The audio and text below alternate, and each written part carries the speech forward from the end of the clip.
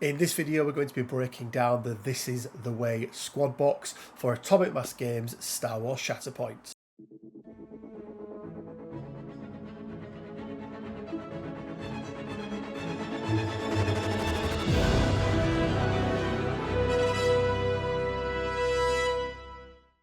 Hey guys, Rich from Richmond Gaming. Hope everyone is doing fantastically well. Welcome to this, another Star Wars Shatterpoint video.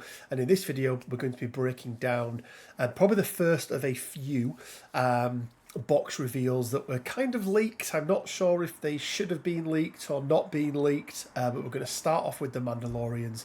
And joining me to go through this is Mr. Quinn Duggan. Quinn, how the hell are you doing, sir? Hello, it me.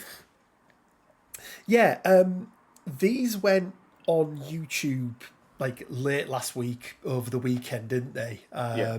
I forget because every day is just packing at the moment. I'm not sure if they should have gone up on YouTube. They haven't been taken down off YouTube. So apparently the one of the hosts or like someone involved with the channel that did the unboxing apparently was at like a con with AMG this weekend, so I would assume it's all kosher. Okay. Very interesting that they've let a channel reveal, I mean, what, 4 big boxes that people are very excited about. But yeah, hey-ho, it is what it is. In this video, Quinn, we are going to talk about the This Is The Way squad pack. Snippets of which we'd already seen. We'd already seen Paz Vizsla kind of in full. Yeah. And we had already seen, I think, part of the Covert Mandalorians. We'd seen the character card of the Covert Mandos, but not the stance. Not the stance card. AMG, if you're listening, like, if you're going to give us a reveal, give us the whole thing or nothing. Like, please. Like, giving us just a character card is pointless. Yeah, it doesn't really do much, does it? This isn't MCP, really like, tactic cards can't be left to the side. So let's jump in, Quinn, and let's start with the Armourer. So the primary in this box. Now, I don't have a good enough picture of the backside of her card, so I just haven't put it on here. But she is going to bring 9 squad points and only 2 force, Quinn. But, you know, usually with characters that have lower force, they have a way of being able to refresh it. So we'll see what she brings along with her. Tactic is going to be Wisdom of the Mandalore. Start of this unit's activation, choose another allied Mandalorian character. The chosen character and each character in this unit may jump. Pretty nice for getting Mandalorians further forward up the board. It's nice that it's any Mandalorian, like just sending Paz forward because he's not got the most mobility in living. Doesn't have a lot of mobility, does he? Yeah, which is pretty good. Quinn, did you know she is both hunter and prey? I did, in fact, know that Emily is both hunter and prey. It's going to cost 1 force. Active ability is going to cost 1 force. Choose an enemy character. Each character in this unit may jump or advance toward the chosen character.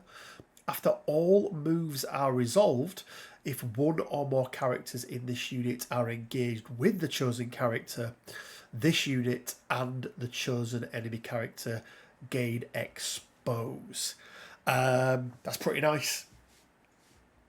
It's pretty good, especially when we look at her stance card and see what she can do there. It's pretty good. It's almost like a reverse maul pull in a way. Rather than them coming to you, you're going to them. You're going to them. Expose. Yeah. But then obviously, you know, she's a 9, therefore there's a downside for her potentially. Yes, yeah, definitely. And talking of reverse maul, Quinn, just as we shape Mandalorian steel, we shape ourselves. This is going to be innate. For every 3 damage this unit has, characters in this unit add 1 die to their defense rolls against melee attacks. So only melee attacks. And then additionally, for each injured token this unit has, characters in this unit add 1 die in their defense rolls. So identical to Maul, but defense rather than offense. which is pretty nice, right? She gets harder to take down, sturdier, the more damage she's taken, which feels kind of on point, I think. Yeah, it's definitely on theme. I'm a bit sad it's only melee. Then again, if it was everything, it'd be a bit silly. I think it would have been. Yeah, I think it would have been. And then Quinn, the big one. I can't remember if it was on a video, off a video, me and you just talking. We were kind of spitballing about what this could be. It might have even been on the Paz Vizsla video. I think it was on like the mini extravaganza roundup. Yeah, I think it may have been. Yeah, our survival is our strength. This is the way. I want to do the thing. She said the thing. She said the thing. Allied Mandalorian units do not increase the cost of their active and reactive abilities due to having wounded and injured tokens. It's pretty good, especially for Mandalorians. Especially Mandalorians with Ape Stronger Together, I would say, Quinn, is the big one there. And I gather while she's not refreshing Force, she's stopping things costing more, which is the reason why she only has 2. Not spending a lot herself, right? She's spending like 1 on her activation max. Yeah, absolutely, which is absolutely fine. But yeah, 10-3 Quinn, so pretty nice from that side, and then Mandalorian Mercenary Scoundrel. Overall, what are your thoughts on this part of a card? I'm pretty positive about her overall. Like, I have actually managed to get a game in with her, so got some boots on the ground experience for the people that are interested. Yeah, she's really good. The fact that she's 10 stamina as well. Yes. 10 stamina, 10 durability. Stamina and durability. So 10 stamina, 3 durability. Yeah. Like 10 stamina, 3 durability. That's pretty damn good for any primary, but especially like a 9 cost. And as we get into a stance card, she's no slouch in defense. No, she really, really isn't. So let's look at that then. Let's look at her first stance card, Quinn, which is going to be Insight of the Forge. So you'll notice, Quinn, no ranged attack, at least on this side, but 6 ranged defense, and then 7 melee attack with 6 melee defense. Pretty solid expertise on both, really, I would say, Quinn. Crit mitigation isn't something we've seen from most of the Mandalorians. I believe Mando has it, I think I want to say. Mando does. I can't think of anyone else that... Well, I think Paz does as well. It seems to be the ones that have the more pure Beskar. Yeah. Well, this is Mando's custom Beskar. Custom Beskar here, Quinn, that she has. She's painted it gold. She's painted it gold. La-di-da-di-da. But yeah, I do like the togs. 1 for 1 is always nice. Combat tree is okay, I want to say. Like quite a lot of damage. Shovel 2 is nice, I think, especially with that expertise of getting 2 crits on 2. Yeah. It means, she can reliably just shove people off a point. As we'll see, heal on 4. Yeah, I was just going to say, worth noting that heal on 4 to be able to get rid of that exposed that you've already taken. So, yeah, that is quite nice indeed. But I'm going to say, Quinn, the one that I really like is Hammer. Strength of the Hammer. Yeah. So she does lose a die on both of her defenses, but she gains 1 additional die for her attack. But there's no arguing about it. Her expertise is better on this one. So while she's a die down, she is definitely better on this side from her expertise defense. What are your thoughts on her melee expertise on this side, Quinn? Because arguably they're not quite as good, because a block to a fail just isn't as good as an actual success, is it? Especially crits. Yes, and yes, it's straight worse than a strike. However, in a situation where you're using both hunter and prey and your target is exposed, Yeah. being able to hit them and then getting rid of one of their usually few blocks in the process is going to be as good as a hit. Yeah, and I think that's where this differs from some other abilities that we've seen, haven't we, that are block to fail. Yeah, it is. It is going to be much better. Damage wise, Quinn, 6 on 3 with a shove is very nice. I think the only people that do more than 6 on 3 are like your Vaders, Anakins, and maybe Maces. Yeah. And then once again, Quinn, heal on 4, no matter which way you go. So Yeah. you can choose for an extra shove, or you could choose for the reposition. And then something that's been catching a lot of people out is you get to the end, so you go up and you choose the disarm, you go to the bottom, you choose the strain, but you can then still continue going up or down. So you can actually give out all 3 of those conditions, irrespective of which way you move on the tree, can't you? Because it's just backwards that you can't go. Yeah.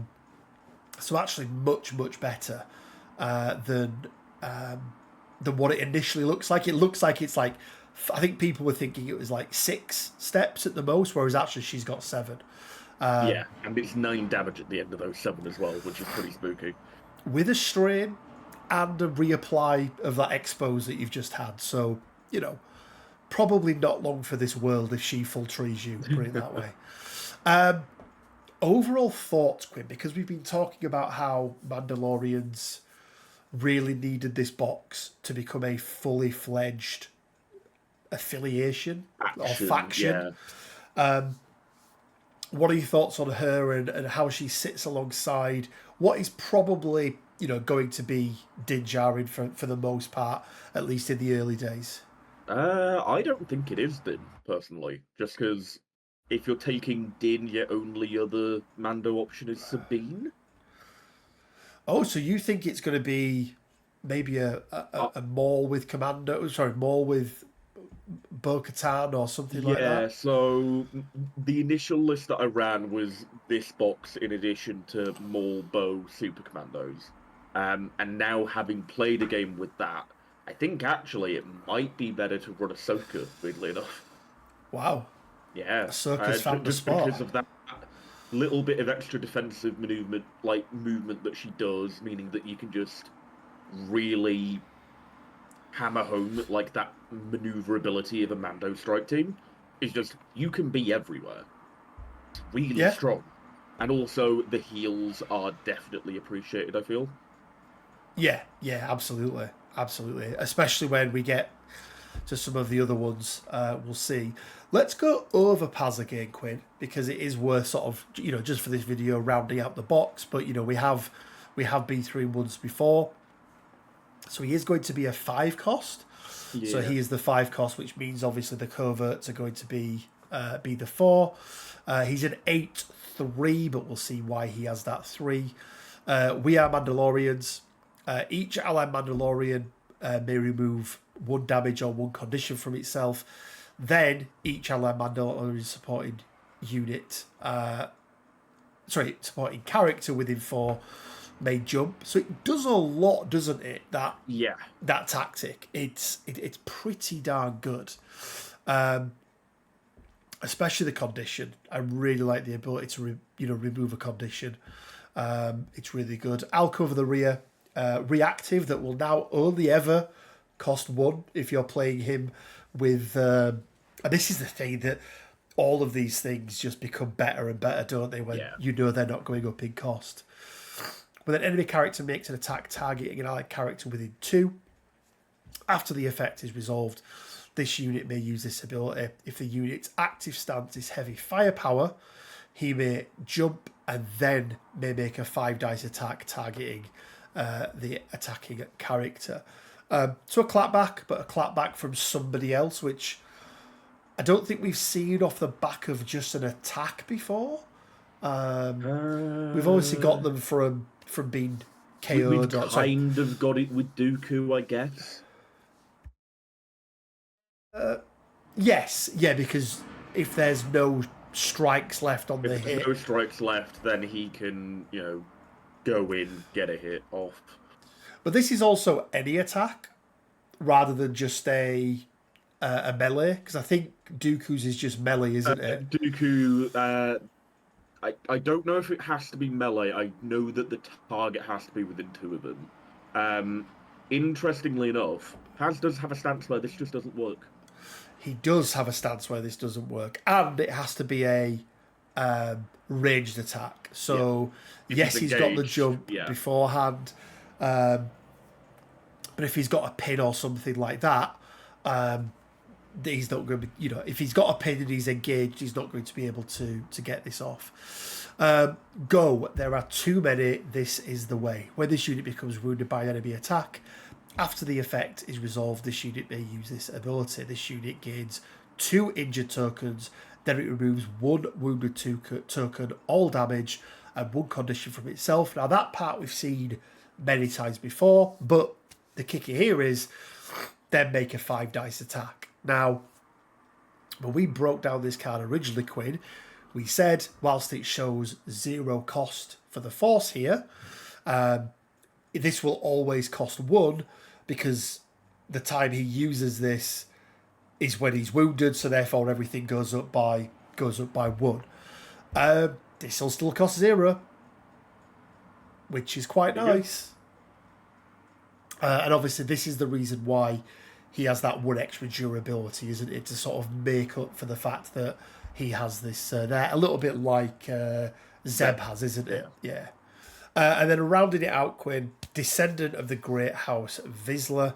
While this unit's active stance is fearless, characters in this unit have steadfast. Additionally, while this unit has 1 or more injured tokens, its order card cannot be put in reserve. That's to stop the whole continuous never ever activating him again thing, isn't it? And thoughts on Paz, Quinn? Bearing in mind a 5 cost or a 5 squad point cost. The tactic is very, very good.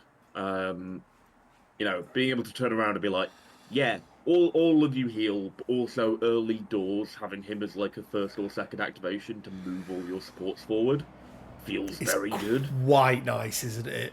Yeah. Arc of the Rear is nice. It can be a nice deterrent, or just, clapbacks are something that is quite strong at the minute. Definitely. See, the majority of Rebel lists being built around them. And in a world where you've got Empire running around with all of their toys, shooting people and downing them quite early into the game, having the ability to go, actually, you're going to suffer for this as well, is quite nice. Yeah, and it's not that you're necessarily going to take somebody out with that 5 dice attack, but it's then, have you got access to shoves that would shove them or pin them and push them off the point that they would then otherwise take is typically the nicer thing there, isn't it? Yeah. Let's have a quick look then at his first side. So this is the stance, Quinn, that's going to give you steadfast, but means that I'll cover the rear doesn't work. Oh, no, not that one. There we go. So it's going to be fearless. 8 melee, no ranged on there. Obviously, one of the reasons why it doesn't work. He's got the personal combat shield. So another Mandalorian there, as you mentioned, that has dice manipulation in his expertise. Quite a lot of damage. 5, 6, 7, 8, 9. Pretty good expertise. It's decent. This is not the stance for me. I'll be honest. But where I think you want to be is definitely in heavy firepower. Rage 5, 7 attack dice at Rage 5. 1 expertise giving you 3 results. Yes, they are all strikes, but it doesn't matter. It's so 3 good. of them. Just the weight of fire and the fact that he's making those 5 dice attacks and he's going, I rolled a single expertise. That's 3. Yeah, exactly. 5/4 in melee. Yeah, it is what it is. You really don't want him in melee with this one. Maxing out damage wise, 3, 4, 5, 6, 7, 8 again, but again, access to 3 shoves. Triple And shove, every condition apart from disarm, yeah, and also healing if you want it. yeah, really, really nice. So Quinn, he does cost 5 squad points. Typically, 5 cost models in this game, I would say, have gone to the side of not being very good. I would say with probably the one exception being Kalani Yeah, you've for got more Seps. aura things than Kalani in the game, right? Yeah, because what is the now? 5 costs. You've got IG from the Mando box, Aura Singh, both as supports. And No, then Chewie. aura's Oh, a Aura secondary. Singh's a secondary, isn't she? Yeah. Yeah. Chewie and Han as a support. And then Yep. obviously Kalani. I would say you've got. Also, IG-88, spoilers for an upcoming video. Yeah, new IG-88 as well. So, as a 5 cost, he's up against Aura Singh and Kalani. For me, he probably sits in the middle of them in terms of what he brings, or do you think he's Yeah, more towards Kalani? I think he's more towards the Kalani end for a Mando list, which is, Kalani is judged in the context of a droid list, so I don't think there's any reason not to do the same here for Paz. Like, he has solid output on his turn and in other people's turns, and his tactic is very reminiscent of Kalani. Just Yes. moving all of your characters of a certain set of types. Little squishy with the 8 stamina, but that can be fixed by, including a Bo-Katan in your other squad, having Yeah, another point, absolutely. giving him that protection. Then also giving him steadfast without him having to be in the bad stance. Yeah, yeah. Which is because it doesn't stack, so you don't need it twice. So actually, Yeah. gives you even less reason to ever go into fearless anyway. So yeah, I think he's good. I think for anyone wanting to run a full Mando list, he's going to be in there. 100%, yeah. I don't see any, you know, there's no real competition for him at the moment. Yeah, there's It's no not like real. Sabine's so good that you're going to play a point down and take her instead. Like, It's also that in specifically this squad pack, because of the eras of it, there actually aren't any real competitors at present. Because obviously Sabine can't go with the armorer because they're different eras. oh, of Um, course, yeah. so yeah, it's going to be really interesting once we get some more Mandos, because I really hope we do. I would want to see like a Clan Ren box where we get like Sabine and Ursa as like primaries, like her Yeah. brother as a secondary, and then some like Clan Ren Mandos. It'd be cool to get like the Imperial aligned Mandos as well, maybe with a primary Gar Saxon. That'd be cool too. That could be quite good. Yeah. A bit like what they've done with Crosshair, where he was a secondary in one squad Yeah, and then moves up to a primary. and in that same vein of secondary becoming primary, Bo-Katan, right? Oh, 100%. Arguably the Yeah. character that should have become the lead for the Mandalorian. Yeah. Yeah, definitely. So Well, especially at the end of Mandalorian season 3. yeah, She's very much affirmed. I mean, I think she's literally sat on the throne of Mandalore, isn't she? By yeah, that point. she is the Mandalore. Like, So yeah, be interested. Right, quick, let's round it out and let's take a look at the supports. So we've got the. And by the way, we're going to apologise. Both of us are riddled with allergies at the moment. So I'm full of like cold, and so is Quinn. So we do apologise. Covert Mandalorians, Quinn, as we said, they're going to cost 4. They're a 7-2, which is going to be my first problem with them. well, they've got ways of getting around that.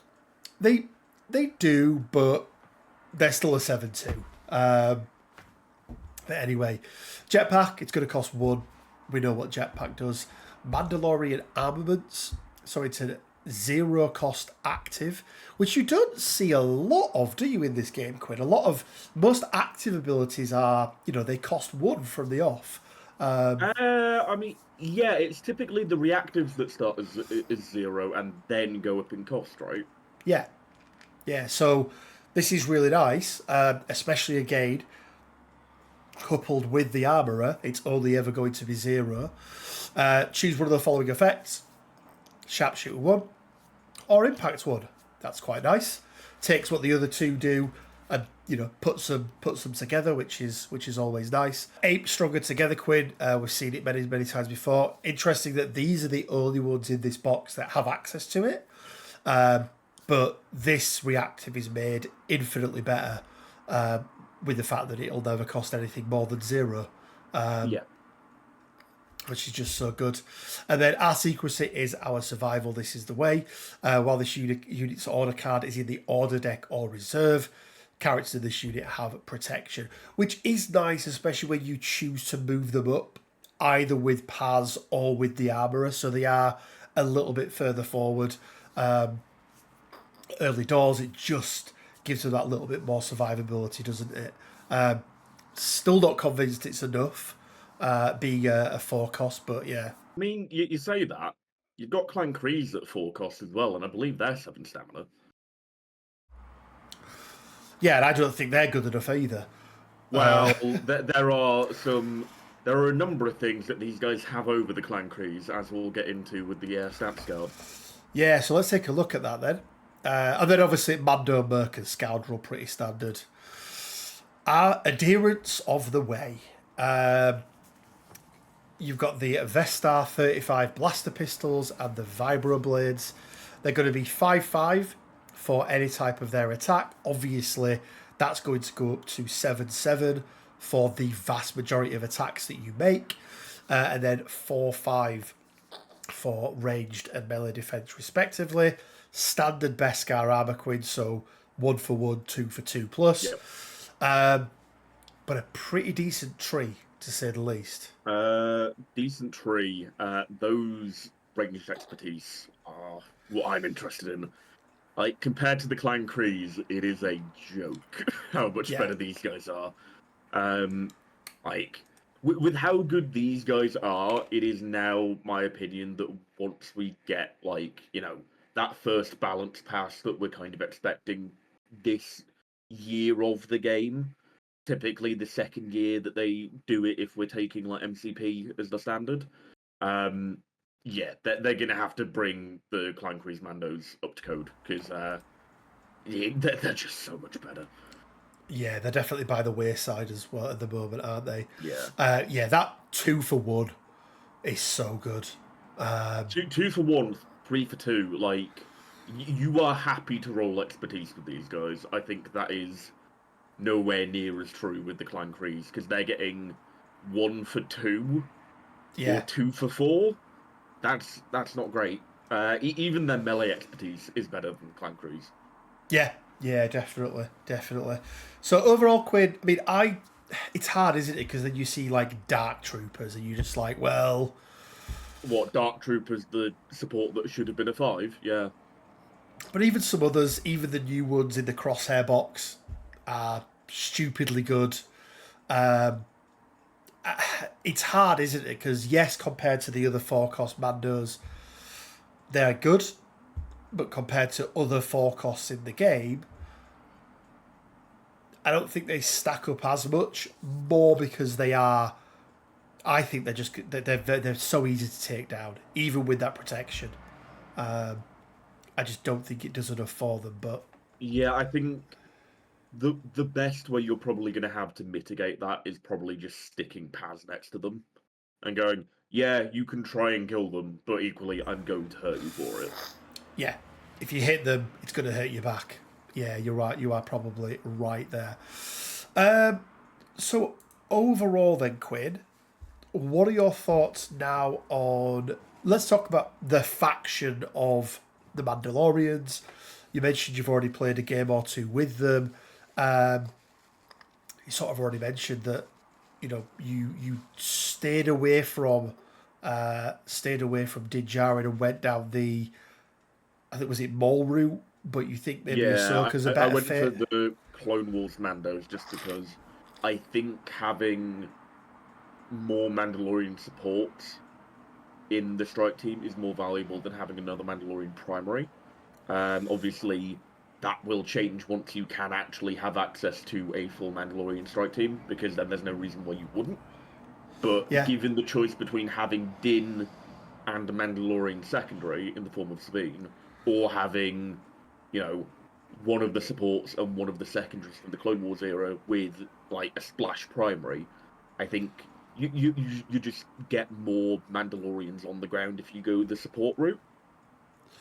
Yeah, I do still think I want to try them out, Din and the Armourer together, just to see how it works. But you are right, like it's the eras that we'll be getting to some of the other stuff around the bounty hunters.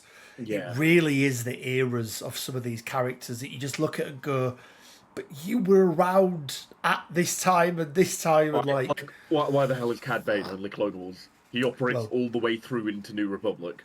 we'll get into that in Yeah. the bounty hunter breakdown. But yeah, it does make it a bit of a struggle at the moment, doesn't it, to run certain things. I'm really excited for it, Quinn. I think it'll be good to get them on the tabletop. I don't know when we're due to get them in the UK. Can't be far off now. I think they're November, from what I Oh recall. wow! So people have already been receiving the boxes. Yeah, because I believe it's Thrawn and Leia this month. This month being September. No, Thrawn and Leia are already here. They were last month. Oh, were they last month? Yeah, I got them last month. Yeah, I think the only is thing it on pre-order Crosshair this is month, Crosshair this month. Yeah, that's the only thing on pre-order. Then I'm at the wondering moment. what's October if these guys are November. Maybe they Maybe. are October. And Yeah. I'd be very happy if they were, because then it means that, they're out in time for the Element GT, which Yes. I would probably have, because it's a Premier format, I'd do a Mando Strike Team as, 2 of my 4 squads. Oh, absolutely. Yeah, definitely. But we'll have to wait and see. But yeah, for anyone that's interested, they are available on the mod right now as well. The TTS mod, so you can go and check that out. Guys, I want to give a big shout out to all of our Patreon and YouTube members. Thank you so much for supporting the channel. It really, really does help. If you do want to support the channel, you can do so for as little as £1 a month. Link down in the description below, or hit that YouTube join button. But you don't need to do either of those things. Just simply liking, commenting, subscribing really, really does go a long, long way. Big shout out to Leonis Games, the sponsor of the channel as well. And we do have our Shatterpoint team event coming up at the beginning of October. There is now 1 ticket left available for that. Somebody did drop out. So there is 1 ticket available. So if you are interested, reach out and let me know. You need 2 players to come along with you. So teams of 3 in total. It's going to be on the 5th of October, I want to say, Quinn, is the date of that. I mean, it sounds about right. You're asking me the date of your own event. That doesn't bode well. This is true. This is very true. But that first weekend in October is when it will be. And yeah, make sure you check out the Discord. TTS League is back up and running very, very soon as well. I think it goes live on the 16th, so you've got a week or so, a couple of weeks to get registered up for that. And as always, guys, it leaves me with just enough time to say stay well, keep safe, and until next time, may the Force be with you. This is the way. Welcome to